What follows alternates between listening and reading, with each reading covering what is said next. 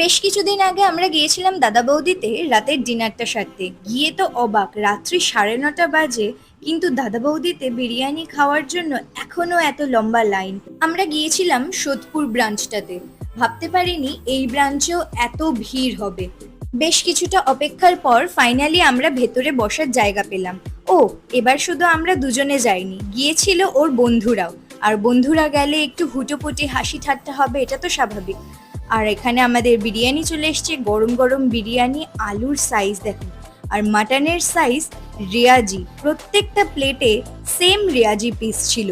Quality বা quantity নিয়ে আলাদা করে তো কিছুই বলার নেই। আমি তো ফ্যান দাদা বৌদি বিরিয়ানির। ওই যে বললাম, প্রত্যেকটা পিসই রেয়াজি পিস ছিল। এমন নয় যে হাড় কিংবা মাংস কম, প্রত্যেকটাই এরকম চর্বি দেওয়া রেয়াজি পিস। যাই হোক, আমরা দাদা বৌদির লং ভিডিও নিয়ে চ্যানেলে খুব তাড়াতাড়ি আসছি, তার জন্য আমার